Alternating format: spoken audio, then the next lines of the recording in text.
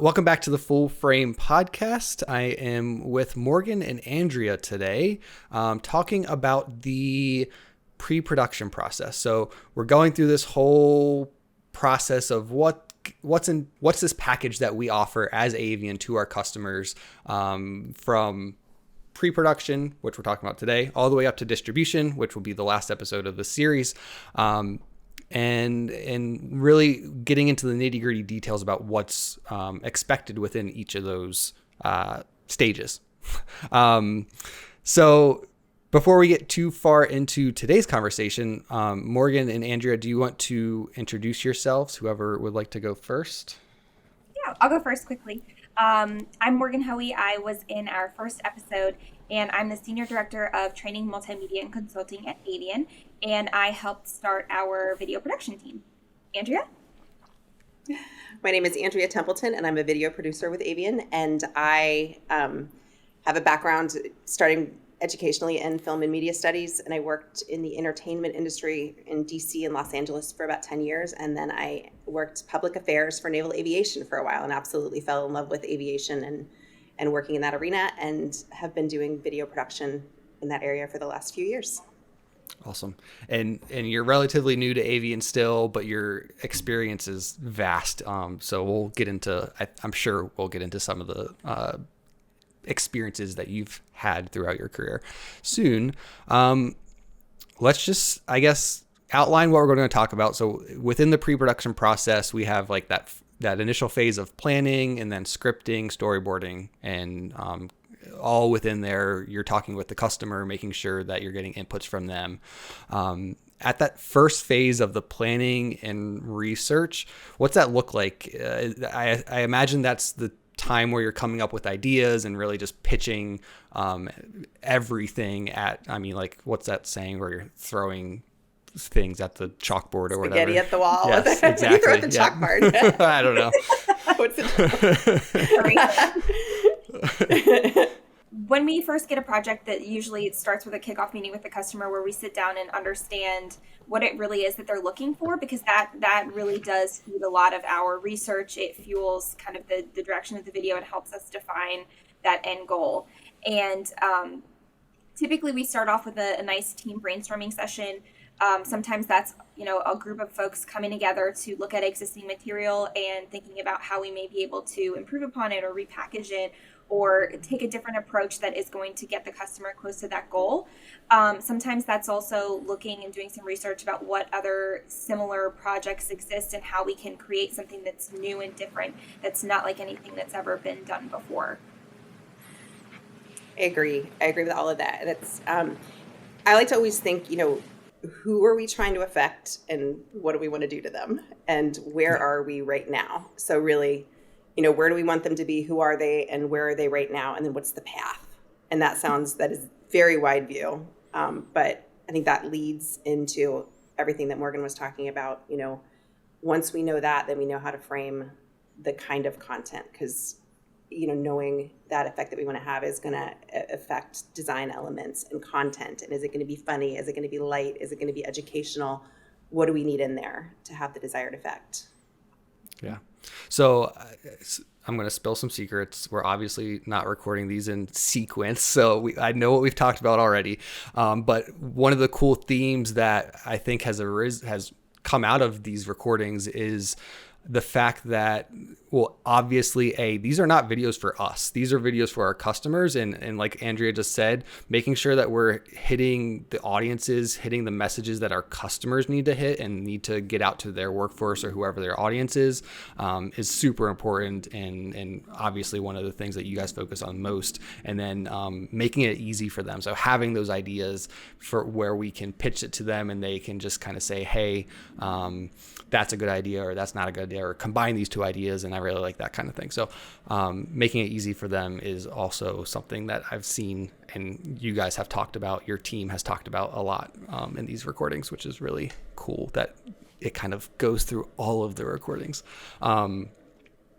So we do that planning and research phase. Let's talk about the research a little bit. How do you do that? How do you conduct research when you're first coming up with all these ideas?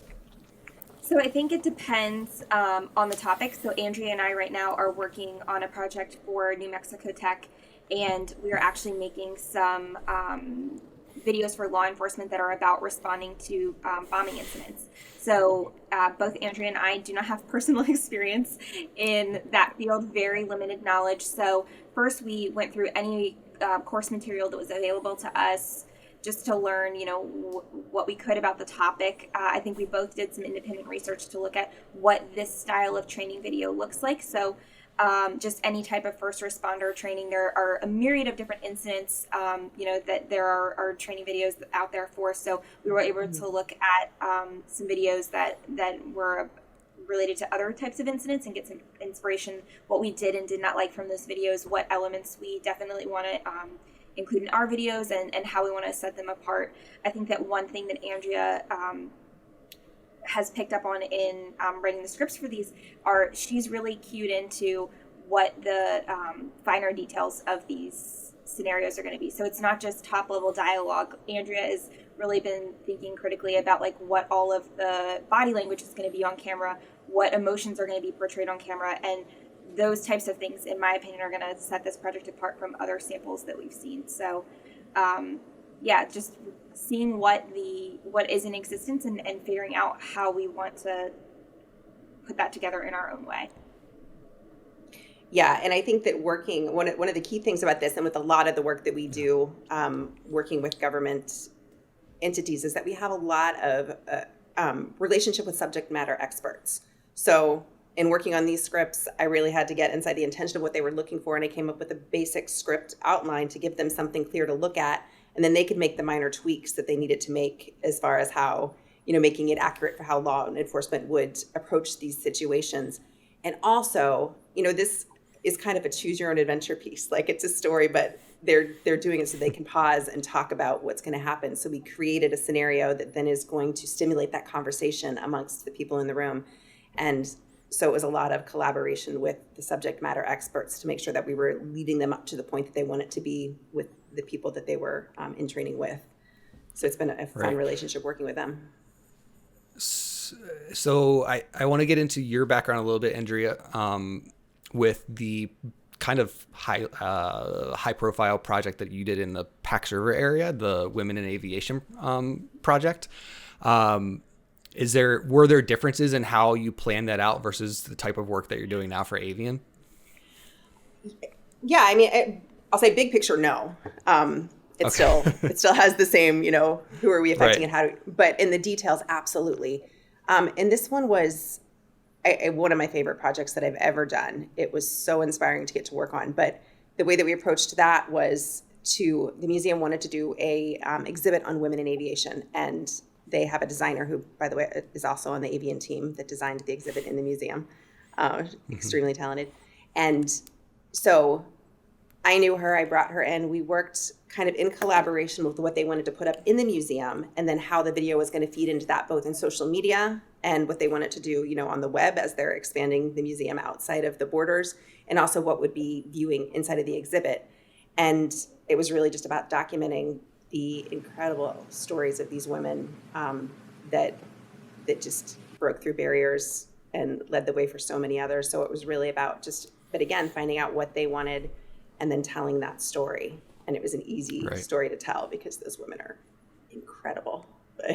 Yeah. So let's, I guess, move on from there to scripting. What goes into that process? So, I mean, it's going to be different again if it's something that we're using talent for, like actors that we're hiring actors for, or if it's something like with the museum piece or a lot of the virtual tours and stuff where we're basically interviewing the client. So a certain amount of scripting goes into it either way. Obviously, there's a script that actors will follow with what we're doing now, but if it's more of a documentary style, then we go in with bullet points to a degree, certain sound bites that we'd like to get, and then we just interview. And that story really does change as we talk to the people on camera. So I go in with an idea, but it's going to change when I talk to the people because they always bring so much more than I could hope for. Yeah, it's about listening. I mean, honestly, it's kind of like what we're doing right now, where we're guiding the conversation with these bullet points that we have, but it might go a different direction, depending on what we talk about in the conversation.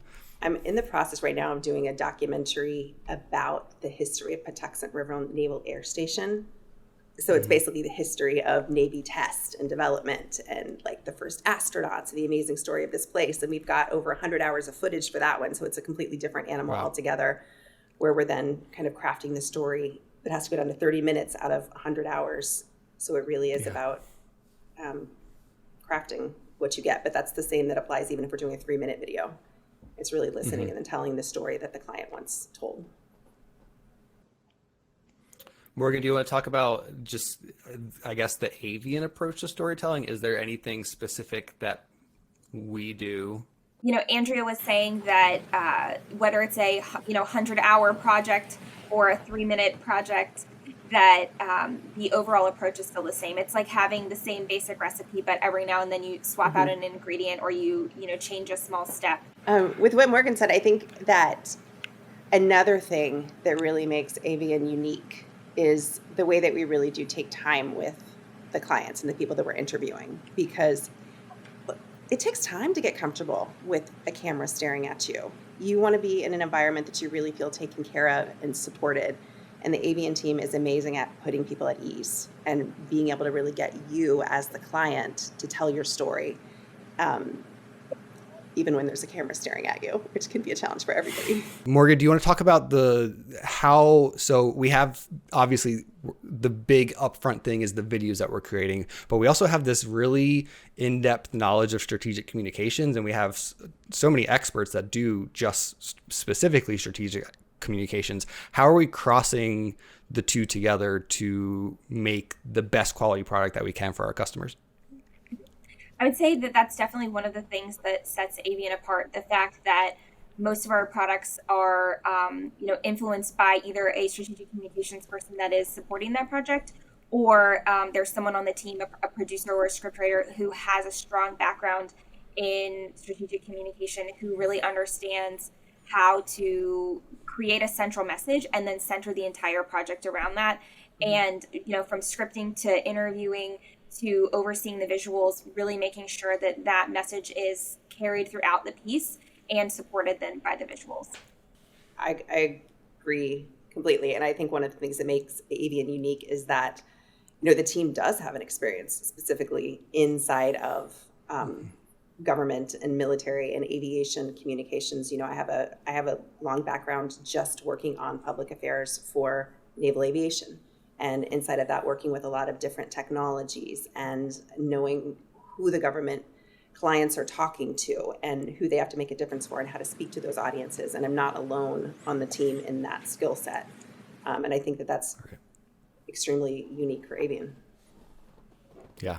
And I think that background makes us really sensitive to all of the details that are specific to any organization. So working with the military, there are very specific protocols or very specific uniform, visuals that we need to make sure we're portraying, or very specific things about an aircraft that we need to make sure that we represent accurately. And we can apply that same level of detail and care to any customer. For New Mexico Tech, that's making sure that all of our law enforcement scripting is exactly accurate. We're portraying these officers as they would be approaching a situation, or we're making sure that if we're making a UAS related product, that we have the exact right models that are included, or the exact right components of any scenario. So that level of detail, while many of us have learned it in working with the government, that strong attention to detail is applicable to any of our customers. Agreed. Yeah, we understand the kind of needs that clients face. So even though I haven't worked directly with law enforcement in this way before, I understand, the needs and the outcomes that they have to have. I was going to say something else. I forgot what it was, though. Yeah, I think you're hitting on a point again that we bring up in a few other episodes and you've even already brought it up in this episode, where we have, we're not just a video company. We have so many other people that work for us, and we have engineers and product acquisition people and all, I can't even think of them because there's too many and it's overwhelming my brain. But there's so many different subject matter experts that we have at Avian that you guys, your team can just go to and be like, hey, is this right? Does this make sense to an engineer? Is this how you would say that to another engineer, or whatever the case is? We talked about it in the first episode with like Top Gun, and how a lot of the Navy, a lot of the people that aren't in the Navy or don't have a Navy mindset don't realize that some of the awards on the officers' chests were not the right ones. But if you talk to a Navy guy, he's like, oh yeah, everything was wrong. Like, you could point out every scene where there was something that wasn't accurate. And it's just really important for the quality of the product that all of those pieces are accurate. And I think you guys were saying exactly that. It's a theme. All right. So storyboarding. Oh, well, do you guys have another thought on that? I was going to say, I was going to say that I had the privilege of working with Avian about, was it 5 years ago? 6 years ago? I don't know. Time goes so fast now. It was 5 or 6 years ago, but I think that it was. Yeah. Yeah. So a while ago. With Avian on the client side. So when I was still working with the government, we had a video that we were doing, and I just loved the experience of working with Avian on the client side. I loved that we came in kind of knowing what we wanted, but with a bunch of different kind of stakeholders that had different ideas. And we walked into Avian and it felt like somebody took the weight off of us. Like, it felt like we could kind of relax. It was like, okay, we had a couple of great startup meetings, and they really got behind like all the different voices. And then they had a script for us, and then we were able to look at the script. So it was a way that they could take all of their different voices and put them into a nice little box where we could then like react to something that seemed much more sane than what we were trying to deal with on our end, and give notes from there. And it just went so smoothly. So I have to say, having been on that side, that's what the experience was like for me, is just kind of having a weight taken off by people that I trusted. Yeah. And for that project specifically, it was an overview video for a very large organization. So working directly with us, you were in charge of collecting information and input from so many people. And you had just this large treasure trove of footage and images over the years that we were able to work with you and sift through and prioritize what was the most important things to include, because, you know, to make a compelling piece, it's got to be tight, it's got to be concise. But you had so many people to juggle between that I thought that was a really nice partnership. Mm-hmm. Absolutely. And it was great having somebody that knew the industry enough to be able to hear those voices in the way that they were intended, and to streamline it. Yeah. All right. So I think one of the bigger pieces of pre-production is that storyboarding.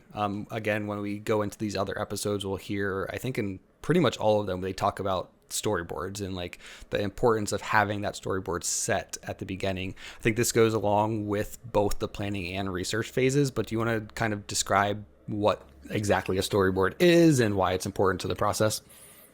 So for us, the storyboard can kind of take shape dependent on the project. So our animated projects will have a fully illustrated storyboard that has snapshots of what each scene on screen will look like, and also depictions of the movement that's on screen. For a filmed piece, sometimes there are reference images, sometimes for more complex things there are drawings, or sometimes it's just merely a 2-column script that maps an intended visual with an intended portion of the script, or interview points that we're intending to capture.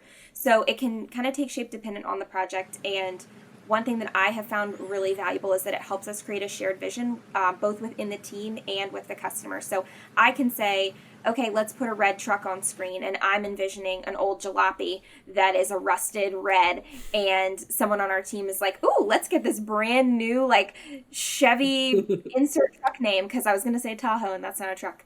But it helps us create kind of is. It helps us create a shared vision, because what you can create in your head can be so much different than the way that someone else will interpret that just with words written on a page. Yeah, and I think it really does vary from client to client. Like, it comes back to, really serving the people that are our clients. And so for some people, that is the 2-column script, and that's all they need to see it. And other times we need to really draw it out. And I just watched a great documentary by Daniel Rame, and I'm blanking on the name right this minute, but Daniel Rame is a great documentary filmmaker, and it was all about this storyboard artist in Hollywood. And we don't do them to that degree, but it's worth Right. watching. I'm sorry, it's a little off track, but it's a great documentary. But storyboards can really say, it tells you what the camera sees to whatever degree Yep. you want to take that. Yeah, and I think it's a tool for both the customer or the client and the team, right? So in the actual production podcast, we talk a little bit about having or going on set, knowing exactly the B-roll shots that they want to get, knowing exactly the A-roll shots really that they want to get, and it just kind of guides the process of that production. So a very important tool on both, I think, on both sides. Yeah, I think it helps keep us Communication. focused on that. Yes, yep, it's a great communication tool, and I think it helps keep us focused on making sure we're capturing everything that supports that ultimate message, and just helps us also keep organized. Because on a busy shoot day, we want to make sure that we're efficient as possible, and having that set out really helps. Yeah. And again, during this whole process, so we've gotten up to storyboarding. We went through planning, scripting, storyboarding. This whole process, we're still receiving inputs and going back and forth with the customer, right? So now we are at the point of preparing for the shoot. What goes into that for your team? Well, we've done like a lot of the work you said with storyboarding. So it's making sure the crew has what they need. So when they show up, they know how to set up the camera and how to set up the lights and where we're going to film. And there's a lot of location scouting that has gone into the process. So people have gone out and looked at these places and sent video to the rest of the team. So we all know what we're walking into. So that's kind of where we are. And then if you're dealing with actors on crew, it's dealing with the human beings on set. And as I said earlier, it's making people feel comfortable. It's making people feel safe. It's making people feel taken care of. And part of that means that they know what's expected of them. So if we're doing an interview, it's clear questions. It's giving them advance notice. If we're working with actors, it's making sure they have their scripts. And, so we show up really with that mindset. Our job is to take care of, I think of this as a producer. Like my job is to take care of the people on set. And whatever that means for that particular shoot, that's what I'm there to do. Yeah. I think you hit a good point there about the location scouting. I think it's important for folks to realize that when we show up to shoot, when our team shows up to do the shooting, it's not our first time at that set. And for our government customers, the fact that we have the ability to go on base and look at the locations ahead of time rather than have to wait the day of, get a visitor pass, go on base and be like, oh, this is what it looks like kind of thing. I think that really helps us stand apart from some of our competition. Absolutely. I think it helps us make it easy for our customers. If we were showing up day of needing to get visitor passes and seeing a shoot location for the first time, we could be blowing by our entire schedule just because there was a line at the pass office. But we make sure that we visit every site so that we're also aware of any security requirements that we have to do ahead of time. Sometimes we have to log and track all of our equipment that we're bringing in. We have to check it in and out with the security folks at that facility. So we make sure that we have all of that planned ahead of time so that if, any information is needed about our equipment or we can or can't bring certain things in, we've already planned for that and we have a tight production plan so that we can get in, capture what we need, and then get out and get everybody that is taking time out of their day to be a part of this, get on with it. Mm-hmm. Yeah. And that makes such a difference, having a crew that has experience with that, just the process of if you're going out on a flight line, like Morgan was just saying, like we can't have a camera lens left there because that can down an airplane. Mm-hmm. So having a crew that's experienced enough to know exactly how to manage themselves on that flight line is crucial. Yeah. Okay. So I think we covered everything that we wanted to cover. I think we've really gone into some really good detail about what pre-production looks like during our entire process of creating great videos for our customers. Is there any last minute things that you guys can think of that you want to hit on or bring up? I would just say that an overarching theme of our pre-production work is to make things as easy as possible for our customers. So much work is done both in the pre-production and post-production phase, and I think that most people who aren't involved in video production think of most of the production as you show up with the camera and that's when we do the production. But there's so much that goes in before and after that that really is the heart of each project, and we try to make the days that we're on set as easy as possible for our customers. And yeah. Yeah. Like I said, I think that's a huge theme, and definitely one that is brought up in almost every episode so far, is making it easy for the customer, making it so that you don't have to, you can plan everything ahead of time. We talked about all of that during this episode, but making sure that they understand it's going to be like an hour block that they have. I think my camera may have just died. No, it's that way. I don't know where I was, but I think it was a great thought, and I think we can wrap it up here. So, Morgan, Andrea, thank you for joining me. On the next episode, we are talking about the production process. So we went through all this planning, and now it's the day of, the customer or the talent shows up for the shooting. We'll talk about how easy we make it for them to go through that process, and really what goes into it the day of. So again, Morgan, Andrea, thank you for joining me, and I'll see everybody next time. Thank you.